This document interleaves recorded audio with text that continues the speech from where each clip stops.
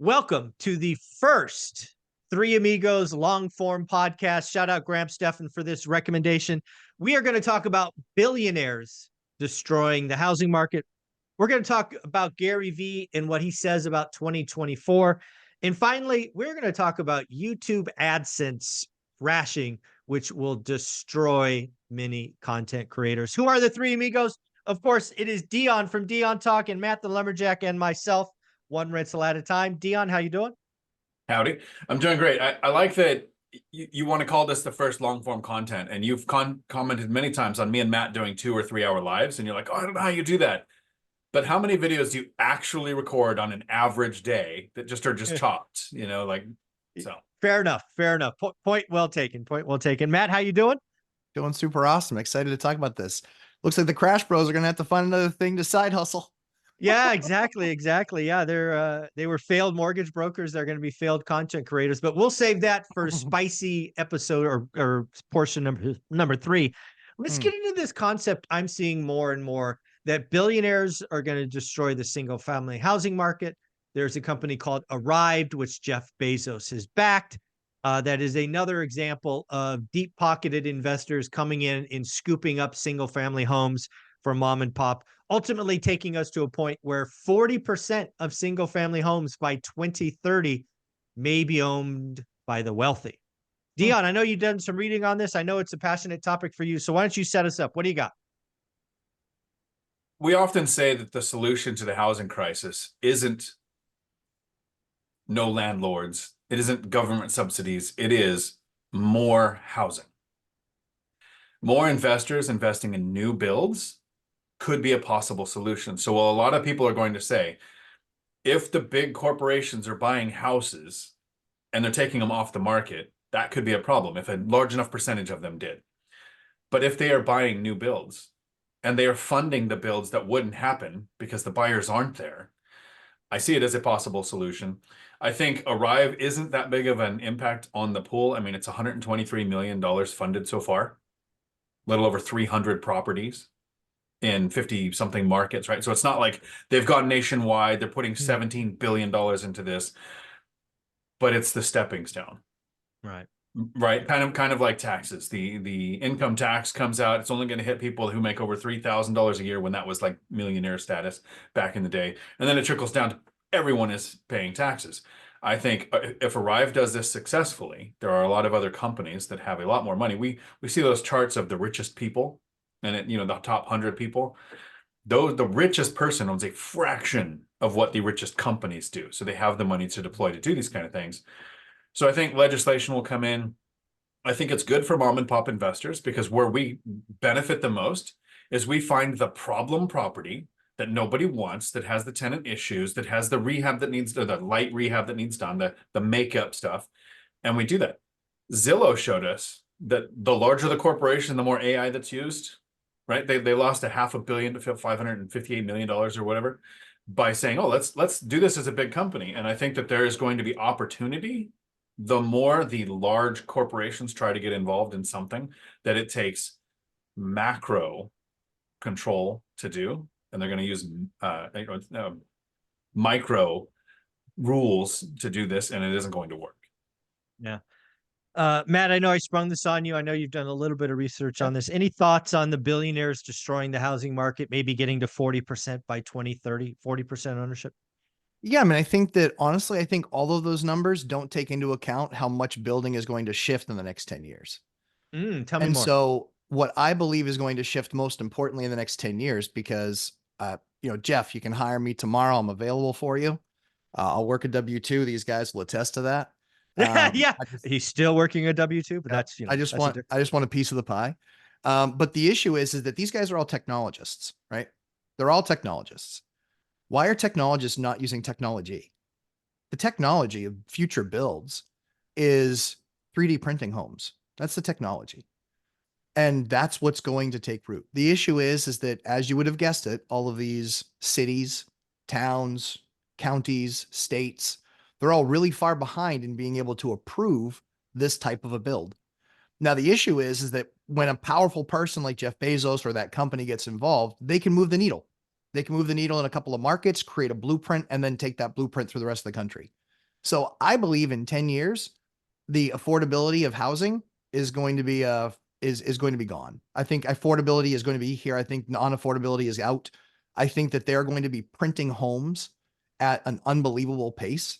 You can literally print and finish a home in under 30 days. You can't do that with a stick build. You can't do that with any other type of build. I just want to make sure I heard you correctly because the audience may have missed it. You're basically saying we're going to fix the supply problem. If you're able to fix the supply problem with cheaper builds, prices will go down, is what you're saying. Yep. Okay. Yep. I believe that that's what's going to happen. I think it's going to be, as I see houses being built with 3D printing, you can build a modest 1,500 square foot, 3-bed, 2-bath home for less than $200K. That's awesome. Can't do that really much of anywhere else, even when you add land and connections and things like that. So I'm interested to see, because I think I think the game changes in the next 10 years.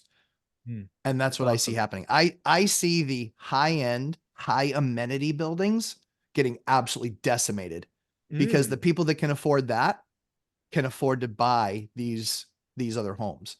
On the mid-tier, the Bs and the Cs and the Ds, they're apartment driven forever, but that's more lack of discipline and finances on their part than it is anything else. Yeah, I think you brought up something really interesting. I want to tie this in with the All In podcast with Chamath and Sachs and all those guys from the weekend. They were actually talking about United or Boeing. Actually, it was Boeing. Sorry, Boeing, and all the problems they're having.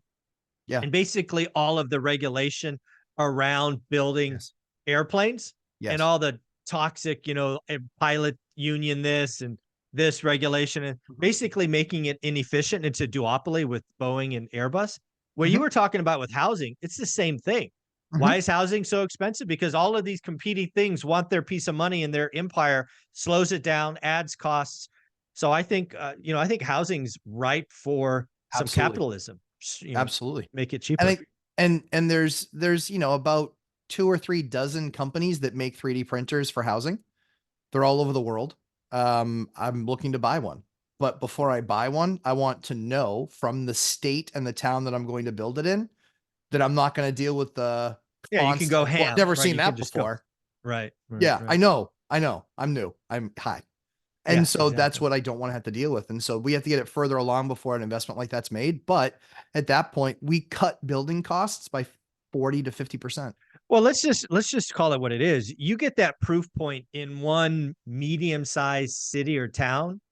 Correct. It will become the answer, and it will be, photocopied everywhere. Correct. Or mostwhere. Right. So that's pretty cool. Well, let's go back to Arrived, because I've done some digging on Arrived, and this is Jeff Bezos' company. There's a couple of things about it that make it unique, which will probably make it really splashy. One is you and I could invest in it, right, with as little as $100. They're basically making landlording fractional ownership, right? You can own a percent of this, a 2% of that. You can build a portfolio of ownership. So it's pooling capital without being an accredited investor. I think that's unique. Dion's point is right. It's 300 homes. I mean, the three of us together have more than that, so it's not really, that big a deal. But I think the biggest point, I think it was Dion that brought this up. Companies with cash, a la Zillow, a la Redfin, a la all the, those people that were buying online with algorithms, they're just going to lose a lot of money. And a company like Arrived in the single family housing market is going to go bust because the margin's not there, right? You and I run small single family homes, and at the end of the day, we have, 10, 12, 15, 20% net on the bottom line after all of that, especially if you have property management. Think about a company like Arrived who's got VP of this and VP of that and this and that and this and that and this and that. There's just no margin. It's just not going to work. Now, if you step back and you say, well, look at Invitation Homes. Well, okay, Invitation Homes, largest owner of homes, they started at the right time. If you can buy for 30 cents on the dollar, go ham. Right? So you can't do that when you're buying it 98 cents on the dollar. It just doesn't work long term. So well, with our executive background, Mike, right? Oh, yeah. We set quotas. The number that you got, We won't tell the sales reps. Yeah. The number that you course. got was 10 million bucks. Right. And what was your over assignment down to the bottom tier? 20 million? Well, oh God, 2 million? bottom tier. Yeah. It depends on how many levels, but it could be as bad as 40%. You could be 40% oversubscribed. Right. So what that means, everybody, is that this is exactly the levels that Mike's talking about. When you have a VP down to multiple directors, down to dozens of managers, down to a few dozen supervisors, and then you have that bottom tier of that worker. When you go 5 layers deep, you're going to have to go from a $10 million number that you've been set up for, and now you're assigning 14 million, 16 million. Exactly. Well, who's buying houses at a 40% discount where you can do that to break even? That just breaks you even. That's break even. Yeah. That's break even. That's not profit. That's break even. Yeah. So again, I don't see Arrived or frankly any single family home operator, even if they have deep pockets, making an dent in existing home sales today. I think they'll lose their ass. But Dion again brought up an excellent point. If Arrived decided, you know what, we're going to go buy somewhere between 10 and 20 acres in cities with 1 million or more people, and we're going to build a minimum of 225 units up to 400 units. We're going to fund it. We're going to build it. It's going to be our build for rent community. That could work. Yep. Because again, if you do it right and you work out the efficiencies and you buy all the same stuff and you have the same colors and it's just all the same, you probably can make that work. And to Dion's point, that's not competition, right? No. We're not buying the same stuff. No. They're going to work out they're going to add more units, which net is deflationary. So again, I would hope Arrived or any other players realizes that today's not the time to try to become imitation homes, because that's a recipe to be bankrupt. But you want to go build some homes and get really, really good at building rental homes, I say go for it. That could only help the U.S. housing markets. Dion, closing thoughts on topic one? So if you follow the logic chain there, if I can't assume, but if somebody smart at Arrive realizes, okay, the margin's not really good on this, but what's changed in the last 3 years the most is the number of remote workers, right? That's what I've said many times. That's why kind of the affordability index is broken. So where the boom is going to come from companies like Arrive that would do build to rent communities, it's going to be, where do remote workers want to move? Good weather, no income tax. Good weather, good income tax, good connectivity. And so that's when they do the build, they have to build for connectivity because it's going to be remote work. They have to build, and so the other investors, so maybe not our one rental at a time community, but our commercial investors who think, okay, I want to own the next place Taco Bell's going to put in a whatever they call franchise, or whatever remote workers are going to do for their DoorDash or their the local hub shopping that happens in those communities. I think it's almost like a planned environment for remote work would happen if somebody had arrived, said, okay, let me take these 400 acres in Arizona where there is nothing. They basically just built an entire infrastructure for a city, for a chip factory, because we saw that when we tried to shift from gas-powered vehicles to electric vehicles, an electric vehicle has 10x the number of chips. So a regular gas car has around 300, an electric vehicle has over 3,000. So there was a shortage because there was all of a sudden a greater need. So they built a whole city for that. I think when we see that Arrive is going to put this money to work, there's not a lot of margin in the type of work that we do, where you have to go, okay, I've got to find the deal, study the market, like do all of this work for 60 to 90 days before I'm even making offers on something, where they just want to go, okay, we're going to deploy the funds. What's the yield? That's what we might see in the next, I would say, 5 to 10 years is pop-up communities for remote work. I like it. I like it. Well, let's switch to topic number 2. We're going to go to Matt first on this one, because I know we both watch Gary Vee. Gary Vee was giving a keynote speech. I saw a little clip of it. It just gives me goosebumps. He's basically saying, all righty, folks, the pandemic's over. That's enough learning. That's enough reading books. Get off your butt and do something. What do you think of good old Gary Vee's message about 2024? I think we're going to see a lot more social media. What do you mean? Tell me what you mean. That's what Gary talks about, right? So when he talks about it, because I've watched the sit-ins on his hour-long lunches that he takes. Yeah. He sits there for an hour and a half, and he has 10 people pay $15,000 to sit there for that time with him. That's their access. Wow. And every single time in his first 2 questions or 3 questions, it is, how much social media are you doing? Mm. And whatever it is, quadruple it. Yeah. So it is more shorts, it's more long form, it's more cut up. I mean, You honestly, know, you know what? I want to push back on that a little bit. go for it.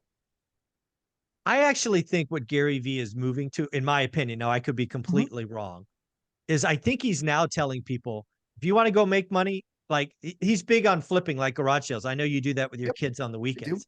I do. He's like, guys, if you want to go do flipping, you know, garage flipping or couch flipping or real estate or whatever it is, start doing that. Stop reading books. Stop watching podcasts. Go do some actual activity. Get your hands dirty. Put money at risk.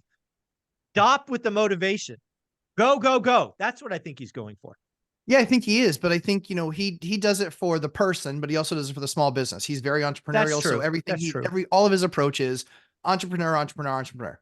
You know, his big thing is, you know, he literally tells employers all the time, listen, if a kid can go out and do something and make 50 grand a year, why the hell we want to come work for you for 40 grand a year or even 50 or even 60? Or even 60. Yeah. Right. Exactly. They want to go and they want to play video games. And if they found a way to get on Twitch and get a following, they're going to make a lot more money than they are showing up at the office working for some old guy like Gary Vee and his customers who are even older.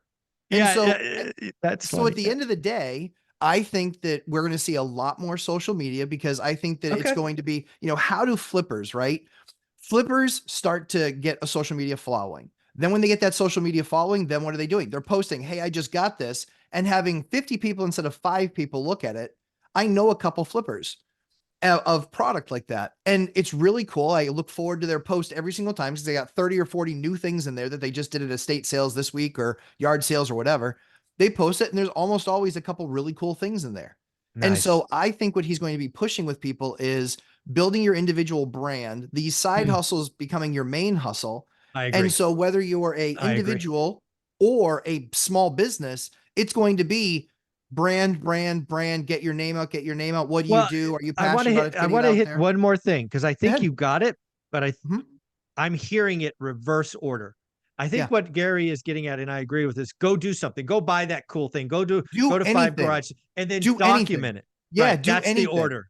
Yeah. Yeah. The issue is that that there's a bunch of posers in the market that should never be entrepreneurs because they don't think that way. They don't think that way. What you need to be is you need to be your skill set along with that entrepreneurial skill set, because then you'll get rich. That entrepreneur needs that piece of you, which is that methodical piece, that piece that, you know, time to make the donuts guy in the morning. He needs that piece while he's working on the next idea of how to totally revolutionize whatever it is you're doing. So I think the key to that is going to be that he's been screaming at people for years and years and years. And very often it's the people that have measured 34 times. They still have not cut once. Yeah. And so they don't even have a saw. They're just measuring. Exactly. They're so afraid of failure. They're so afraid of it. The faster you don't get afraid of failure, the faster you understand that failure is part of the creative process, man, you'll be so much happier. And more than likely, you'll be far more successful. Yeah. You know what I would tell people is stop using the F word. It's not a failure. It's a learning lesson. Right. You know what doesn't work. So, Dion, what do you think about this 2024? This is real. When I saw this pitch, I didn't think about me. I didn't even really think about Matt.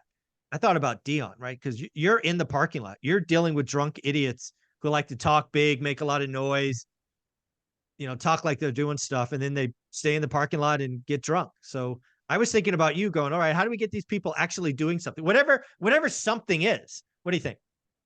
So, well, I think it's one of the more challenging things is to get people to understand that financial freedom is possible. Hey, come out of this and get into the stand and figure out how to get onto the field. I think it's the most rewarding, right?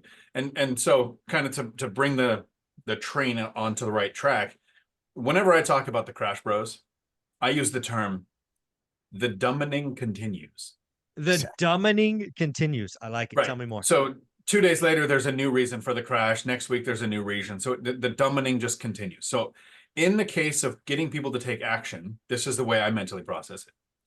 The saddening continues. Yeah. Ooh. So it's sad that there are uneducated people who are poor and broke and aren't going to change their situation because they're not going to educate themselves. They're just going to rail against everybody, and they're going to blame landlords. They're not going to blame the government. They're going to blame companies like ORaaT for buying properties that they were never going to buy. And so that's sad. But where it gets sadder, so it continues, is somebody who takes the time to take in the content, who watches all of the channels of the people who've done what they want to do. They have a rental portfolio, they have financial freedom, and they watch and they watch. And I get to interact with people like Dividend Dave, Josh and Mary, Jared and Curtis, where 2 years ago, Dave and Josh and Mary kind of reached out at the first little, let's meet for lunch. We're 2 years later. Josh and Mary own a duplex. Dave's got a duplex, and he's got a couple of long distance investments because he's working with Millennial Mike's, area of Gary, Indiana. And we get to see that, but it was a 2-year journey. So there are some people who watch a bunch of content. They don't reach financial freedom in 6 months. So they wasted all of the time watching that content because they just quit. And then you have events like this weekend. I was at the Christian and Cody Multifamily Strategies event at the Robin Hood Resort. So I'm there with Millennial Mike. Matt presented. Me and Mike hung out in the evening for that the gather that you're having on Friday before your February event. We were there for 3 hours. 2 people sat at our table for pretty much the whole time. And there was a lot of people there that I could tell were taking notes and learning, but I don't know that they're going to take the action of the people like Jared and Curtis who came and sat at the table and literally like picked our brains as deep as you can get for free for hours to just sit there.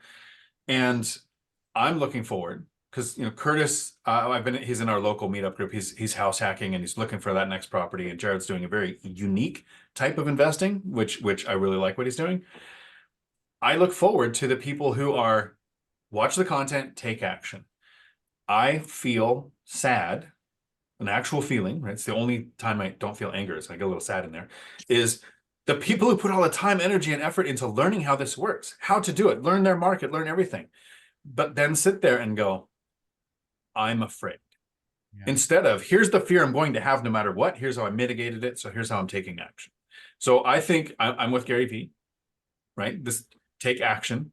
That doesn't mean jump in, try to do everything in 6 months. It means that there is a right time. Once you've studied a market for 60 to 90 days, and you realize your asset that you're studying doesn't cash flow, doesn't work, maybe after you study your thing for a year, you go from Sacramento to Fresno. Yeah. Maybe you study it for a year. I go from single family to small multifamily, whatever that shift is, that's taking action. But you took the time to study to make sure it worked or not. And if it does, then you take action. And if not, you shift and then you find the one that does. And this is the warning to anybody that's this far in the video. Don't be the person who has the knowledge, because that's the person who will have regret. Mm. Yeah. Yeah, I think there's so many things that, the three of us obviously have chosen to earn financial freedom via, landlording and buy and hold real estate. But when I think about Gary Vee and I go back to what we were talking about, yard saling or garage sales or whatever it is, something I'm trying to lead by example, which is a big deal for me, is every Sunday morning I'm sharing a spreadsheet, how I'm trying to make 2024 better for me, right? Things I'm trying to do. Because I thought 2023 was just a missed opportunity year because I didn't grow. So I'm trying to lead by example. So what I would tell somebody to do is declare what you want, break it down into measurable activities that you can then track daily or weekly, declare the goals, the target, the measure, and then report it weekly. And if you really want to get ballsy, report it publicly so that you can be mocked if you miss and you can be celebrated if you exceed. I don't care what you're doing or what you want to do. You want to start a YouTube channel. For example, Casey from Brick by Brick. She has been talking about starting a YouTube channel for the year that she and I have been doing this. Yesterday's interview at the end, I think it posts later today, it might be tomorrow, I put her on the spot. I'm like, enough's enough, Casey. When's the first video come? So I think it was going to come next Thursday by 5 p.m. So I'm going to hold her accountable. Guy, it's time. You've done enough. You've bought enough books. You're motivated enough. Break it down into little activities, set your targets, and go. For example, meet 2 new people a week. Look at your buy box 5 days in a row. I mean, there are simple things that you can do to move the ball forward and get better. So yeah, let's move in 2024. I agree with Gary V. Dion, any closing thoughts on this? I think when you're talking about those goals, meet 2 people, I think people should really focus on the difference between outcome and output. Mm. The outcome is, I want to have another rental this year. You can't control that. You might not find a good deal, which means you might lower your standard so far you buy a bad deal. Yeah, exactly. But will I meet 2 people? Will I look at least 30 minutes a day at deals in my market? You can control the output. And that the more output you control, the better outcome you're going to have this year. Yeah. And one of the things that Matt, you and I know, being salespeople and ultimately sales leaders, is that's what we're trying to do. Is Sure. we're trying to track and measure and tweak output, because we know at the end enough good output leads to good outcomes. And I think too many people chase the end goal. I want 1 million of this. I want 2 million of that. And it's like, you haven't done anything to earn that. I mean, you know, what are you thinking? So, what do you think about, our track record of being sales leaders and managing teams? Because I think this really ties together about doing the work. Well, it's the 10,000 minutes of preparation that leads to the one moment of opportunity. Welcome to the real world. I mean, everyone, I don't call the deals I don't get losses, because for some reason I decided not to proceed, but I still had to do the work on them. I still had to figure it out. I still had to run all the numbers. I still had to look at it and go, yeah, but at that number, it just doesn't make sense. And so, yeah, you don't do a bunch of deals. You do a bunch of deals. I used to be really proud of the fact that I always closed. And then I was like, that's stupid. Yeah, exactly. I was like, maybe that's dumb. that sucks. I don't always want to close. Like, I want to not close sometimes. And that's what happens. But you also get to the point where every single deal that you create is pretty good. And then it's just a matter of, do I really want to do this right now? That's the different question. So when you're in there building your business, it's the 10,000 minutes of preparation, quite frankly, that no one else sees, or only busts your balls because you're not available. Okay. And Yeah. What do you guys think about publicly declaring like your goals? Like you and I used to have or at least I used to have a quota. You probably still do, I do. but telling everybody, right? My quota is X, or my target is Y. What do you think of that? Well, sure. And I'm saying I'm not going to hit it this year. So yeah, I got a quota. Yep. I'm not going to hit it either. It's ridiculous. It's absurd. But we can do all the things that we need to do to prepare ourselves to build a good, solid base. To then have a great year next year. Yeah. Well, Dion, what do you think about that? Near as I can tell, you never had a sales quota, although you were president of a company, so you did have a P&L. It was always a sales quota. So we had every 3 weeks a new trucking class starts for training. Okay. And so you have to satisfy 2 main things. So first of all, it's a business. You don't want to lose money, but you need to satisfy the employers that have a driver shortage, that need people to move their trucks to grow, or they're going to find another source for drivers. That's the main thing. And then you need to make sure that you had the right amount of students for the instructors that you had. Right. So the sales quota, the biggest thing I focused on in the last 7 years working at the school was training office staff how to communicate. Interesting. Right. The CDL instruction portion, there's a baseline you need to get to, and then that can kind of maintain itself. But office staff turnover, sales, it was I would say on a maybe a smaller scale, exactly the same. You were made or broken by that conversion point. You get somebody from all of the funnels that you've invested the hundreds of thousands of dollars to get the advertising out and the logos and the signs on the trailers, to they walk in the door. Do they walk out of the door? Right. Yeah, So everything do they convert? Okay. Right. And so I'll put a caveat on this. Do you tell everybody your business? Yeah. I love the public broadcasting, the Instagram, the local REI meetup groups where you have other investors that you interact with. I don't like telling friends, family. Oh, yeah. Oh, that's a great colleagues. Point. Right. Because let's take YouTube as an example. I make my first 20 videos, and every one of my friends and family that I naively reached out to and said, hey, can you watch this video so I can get 100 subscribers? Every single one. When did your hair fall out? Why is your shirt? Like the dumbest complaints that have nothing to do with the information I'm sharing. And then random people would reach out like Dividend Dave. Hey, I watched some of your videos. I really like it. I live 3 hours away. Can I drive down and meet you at your local meetup that you're going to be at anyway?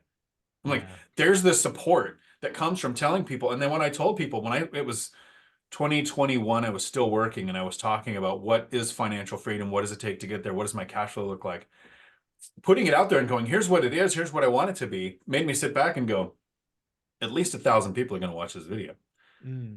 If I don't do that, that's 1,000 people knowing I didn't do what I wanted to. And that was strong motivation. Not as strong as being able to do anything I want at any point in time, but it helped. It definitely helped. And people will reach out with, hey, you could do this better. Or Mm. you can, this is, have you seen this deal, right? Things that won't happen if you're not telling people. Yeah. I don't know if you saw this, but Sean Cannell just put from Think Media just put out a video saying basically don't tell your friends and family. It's going to distort the algorithm. They're going to watch it. They're going to sign up. They're going to see a couple of, they're not the avatar. Hmm. They don't want to screw, you don't want to have the algorithm look at, oh, you must be wanting to look at, I don't know, blah, blah, blah. No, I'm going this direction. But if you break the algorithm with friends and family, Hmm. it's going to be a slow start. So yeah. Yeah. Know who your avatar is and talk to those people. I thought Sean agrees with you. You'd be surprised how many people who know that YouTube doesn't show you who hit the dislike button, who know you, who love you, will hit the dislike button. Oh, that's so sad. That's so sad. Well, you know what? Let's switch over to YouTube. All three of us have YouTube channels. I've been very clear. I don't, and if you guys want to share, which I'm sure you will, my YouTube AdSense is way down. My biggest month ever was just over 10 grand. I think it was April, might have been May of 2022. My last 28 days is, it's how the report comes, has been $3,200. So, I'm down 68%. And I think this is a trend that is actually going to be net positive. But let's just talk about money. Everybody likes to talk about money. Matt, what's going on in your world? What was your best month and what are we currently at? Best month, if I remember, it was probably $300, Okay. $350, right around there. Okay. And I was just flipping through to look, and this month I am dominating at $120.07. So you're down about 70% as well. Mm-hmm. All right. Yep. Dion, best month and what's going on currently? So to understand this, I would probably want to look at what your best months were, Mike, when you were doing 7 days a week versus the 2 days where you don't do live morning updates, because that's a large impact of your videos. Mm-hmm. And Matt, Sure. before the sale of the company, you were doing 2 or 3. Tuesday, Three Amigos. I think Thursday, it was just you and Mike. And then Friday, we would alternate and do a live stream every other Friday, which we haven't done in 6 months, right? Mm-mm. So you're doing less videos. You're doing a different type of video, Mike. Mm-hmm. My revenue is also down. So I think my best month was like $700 off of YouTube, right? So I could totally retire off that and never have to own Yeah, you were balling on $700. Right, yeah. And so it's hovering 550. I think this month okay. it's at like 470, but it's 28 days, right? So a full month is always a little bit more than what you see. Sure. So revenue is down. I'm doing pretty much the same number of videos. I'm getting the same number of views. I stopped doing shorts as much. But that's like, 10,000 views is 27 cents, right? Yeah, So it's like not three pennies. Right. But on the videos, and I've never really looked at it like that. What I've looked at is, and it's not subscriber count. I do like that as like a personal, I could celebrate I did that, but that doesn't impact it. It's how many views do you get? And I'm always confused at the video that gets a ton of views, and then the one that I thought like, okay, that's got something in it, and I'm like, oh, but 200 people watched it. I haven't for about a month. This is the biggest change with YouTube to me.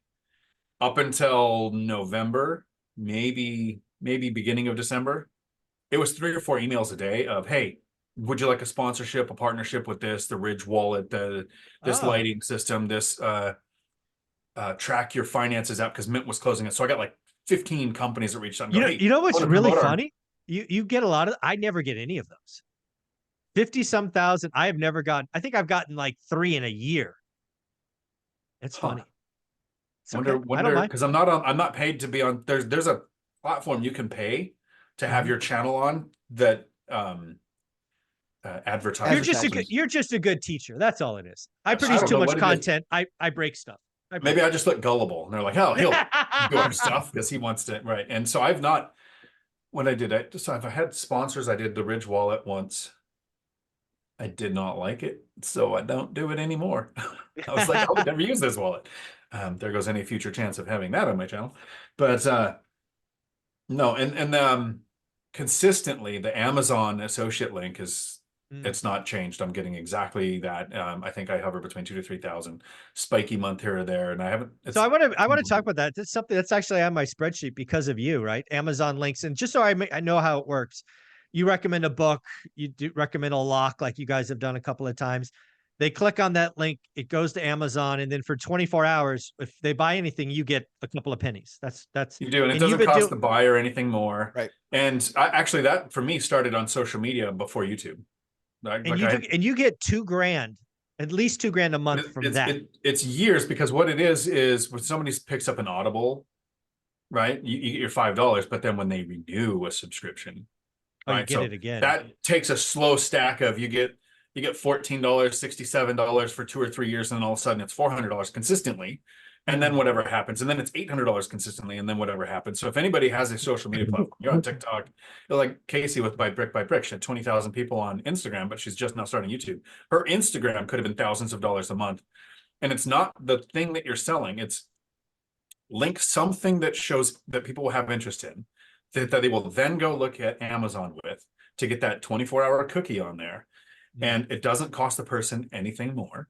Yeah. And one of the reasons why I'm a supporter of Amazon, here's like a behind the scenes thing, is I'm a 2% owner of a headphones company.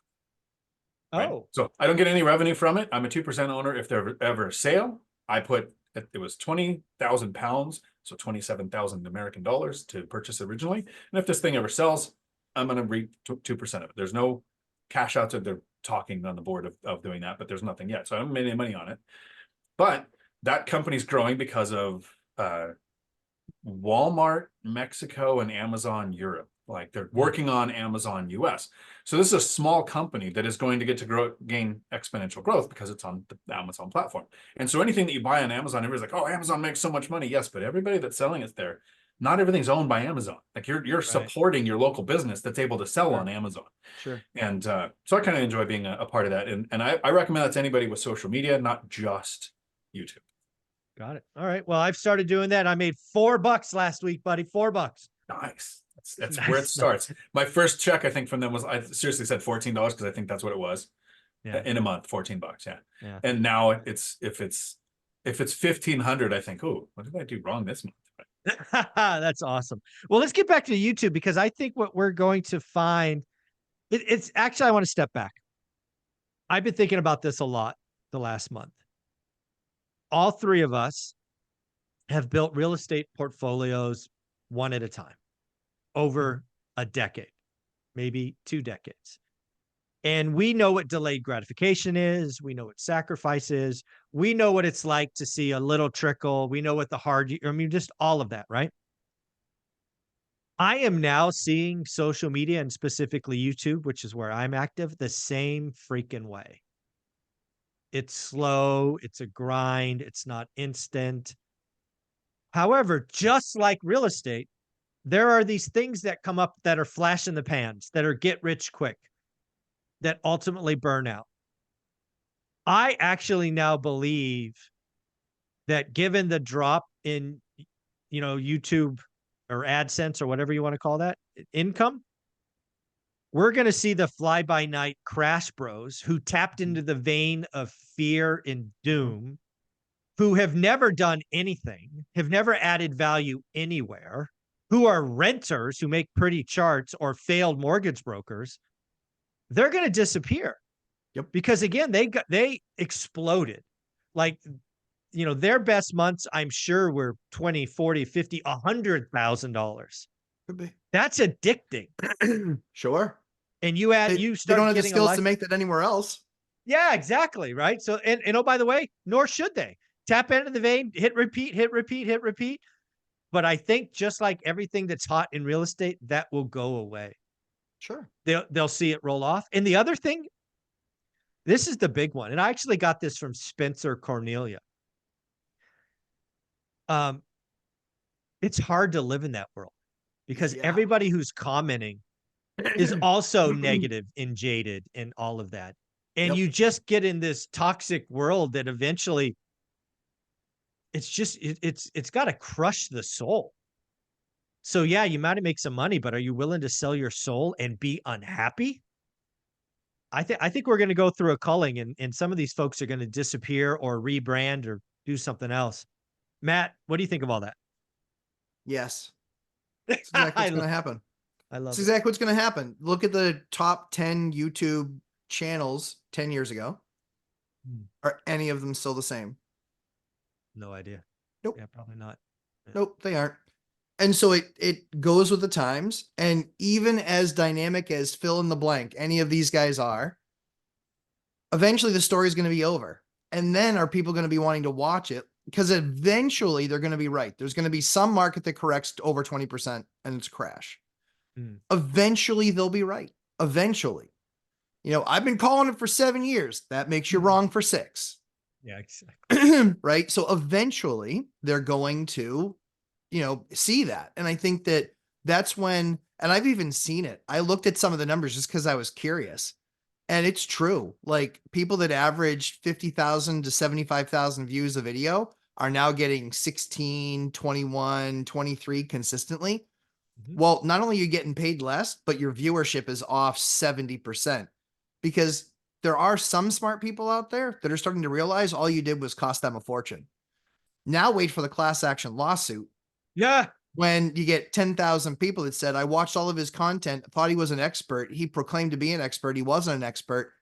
And so, you know, we're going to class action sue him because he constantly gave financial advice and he wasn't a financial advisor and he wasn't even good at what he did. So I'm waiting to see when that starts happening. But yeah, it's just like anything else. Every market, whether it's a real estate market, a car market, look at where cars are now. You know, used cars, people that were paying $30,000 and $50,000 premiums. Well, guess what? Now they're negative equity. They're like 140%. They're taking loans out on their new cars to be able to get the next car. Trucks, $100,000 for a new truck. Are you high? Are you high? $100,000? No way. So I just look at it and it's like, there's going to be the same thing. You know, the issue is that on housing, you can't buy a cheaper house. You can buy a cheaper car. You can buy a cheaper car for cash. Yeah. In our world, they call that a tent. Yeah. So yeah, I think there's a lot of folks again who came into the game 2020, 21, 22, had great months, better than mine, right? My best was 10. And then they start adding people, they start adding editors, they start adding all this fixed cost. Then things roll over, the shtick is over. Yep. The time in the sun is gone. It's, you know, in real estate investing, there's always like the best tool. Like today, Sub2 or creative financing is the best tool. In 2012, it was Burr, right? I mean, there's just different times for different things. And if you don't change or evolve, you're just going to go broke. And again, if you live in doom, you're just going to ultimately be miserable and depressed. Yeah. How's IBM Dion, doing? Yeah, exactly. Dion, you're the best teacher of all of us. You live in this world. You've been doing this a long time. What do you think about what might evolve as revenue goes down? So I'm going to take a position that's going to shock most people, and Matt especially. Oh, no. The contrarian. Ugh. Oh, shocking. Never would Shocking. have guessed it. Never would have guessed. So there was a channel that was doing pretty good. Matt was even interviewed on the channel. It's a Crash Bro channel. I don't want to name his channel to No, we support don't do that. right? No. And 2 days ago came out with a video, biggest crash ever, just around the corner. 114,000 views in 2 days. 114. Wow. And 114,000. That one video, 2 days, 114. It's still up. It's only been out there 2 days. I just saw that this morning. So the Crash Bros will eventually be right? The crash of the Crash Bros will eventually be right, but we're not there yet. Oh, no. Yeah, no, agreed. The recession, this is an election year, this is all the doom and gloom, that the 114,000 views are going to continue. There are some people who produce not good videos, right? I mean, it's just bonkers that they could suck that bad, but, and people will see what I did there. And yeah, their views are down. But other channels where they're doing what you said, Mike, they've now got editors, they've got teams for thumbnails and everything. They've got all these overhead going out. When their revenue goes down, they might be in a situation where they have to significantly downsize. They might have to shut down their channel. They might have to rebrand. But I think, like the real estate crash, we're somewhere between 5 and 10 years before that being a huge impact. And Matt's right, where the channels that were out 8 years ago, the average length of a YouTube channel is 7 years. At 7 years, they change or go away. And I don't know if that's creative burnout or that niche got overpopulated, whatever it is. I don't see the Crash Bros slowing down enough yet. What I see, and this is the part where it's the contrarian view. The chip shortage, right, started happening. And so look at how many YouTube channels blew up with chip videos. Meet Kevin really became famous, blew up because the pandemic started, and 3 times a day he did stimulus updates. Stimulus. 3 hours later, here's what we know now. In 3 hours, and it was brilliant because he got millions of subscribers, and now he can talk about whatever he wants. It's a great way to grow a channel. So YouTube algorithm has a thing called, and vidIQ and what Sean Kennel, his channel, Think Media. Think Media, right? So that's the one I actually watched the most. I went to the other one because the guy's bald probably. But they will tell you, here's the key terms that are trending. You can actually subscribe to them and they'll tell you if you're in this space, you search it and here's the words you want to use in your title and thumbnail. Right now, here's what's trending. Quitting YouTube. Open up every single channel, go through every thread, and doesn't matter the genre. It could be cooking, it could be real estate, it could be equestrian stuff. It is quitting YouTube. And some of it is a few, they're quitting YouTube. 99% of what I've seen, it's here's why people are quitting YouTube. But are they? Or is it trending? Yeah, I put out a video like that. I didn't even know it was trending. See, I well, good. That's probably got a lot of views. Yeah, it did. It did have a lot of views. It was very good. So the other thing I want to talk about kind of as we wrap up our first, full length podcast, here's the Three Amigos, is I want to harp on the fact that I still think folks like Casey from Brick by Brick or any of kind of Art Network, I think they should create a channel because I want people that chase impact. And again, back to some of our earlier conversations, it's not about your friends and family. It's about establishing a tribe or your kind of community that you move forward together. You get a feedback loop. It is an amazing thing to have a YouTube channel that is also a community. And when you do it long enough, you can throw an event, right? We have an event with, 300 people flying in, or at least most of them flying in.